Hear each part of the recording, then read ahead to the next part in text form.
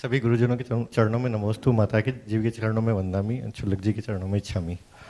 गुरुजी, मेरा प्रश्न सामाजिक व्यवहार से संबंधित है। आपके आशीर्वाद से पिछले कुछ दिनों में काफ़ी गुरुजनों का सानिध्य मिला है। तो एक चीज़ देखने में आई है कि जो लोग, खास करके कमेटी के लोग या कुछ लोग जो गुरुजनों की सेवा में लगे हैं, वैसे तो वो सेवा पूरी तन मन धन से करते हैं, बट साथ में ही जब वो समाज में या किसी ग्रुप में बैठे होते हैं तो कुछ चीज़ें बढ़ चढ़ के बताते हैं या अभिमान स्वरूप बताते हैं। जैसा कि हमें पता भी होता है कि हमारे गुरुजी ये बात कभी बोल नहीं सकते।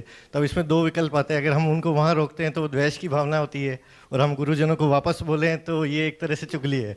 तो इस तरह से किस तरह से इसका, देखिए ऐसा है नितिन भैया, ऐसे लोग नहीं होंगे तो फिर नरक है, निगोद है, तिरंज गति है, इनकी पूर्ति कैसे होगी?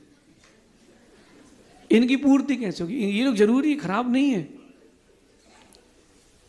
हो सकता है आप मेरी बात को हंस रहे हो लेकर के, लेकिन जरूरी है, बैलेंस बनाना जरूरी है। अगर आप केला छीलते हो, उसका छिलका नहीं निकलेगा तो गाय क्या खाएगी?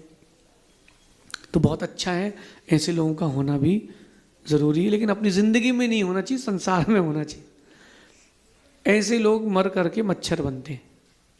क्या बनते हैं?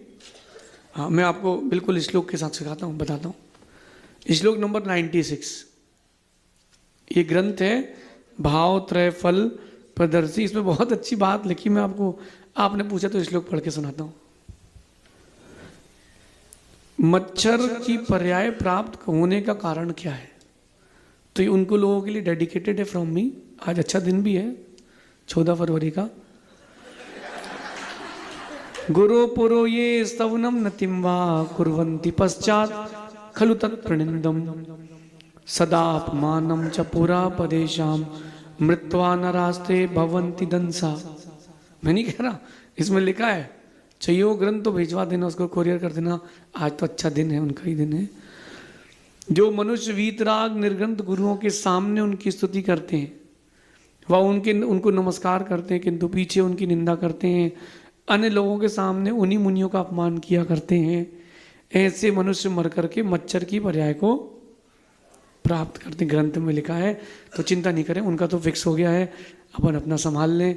और ऐसे लोग अगर कुछ कहते हैं उस समय वहाँ से उठ के चले जाना चाहिए। कहीं आपकी अनुमोदना ना हो जाए वहाँ बैठने से, वहाँ से उठ के निकल जाओ।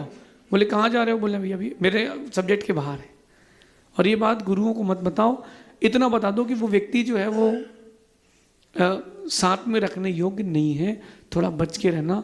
वो डबल मुंह का सांप है, आगे से भी डसता है और पीछे से भी डसता है। आपके सामने खुश और पीछे से फुस। चलिए आगे चल।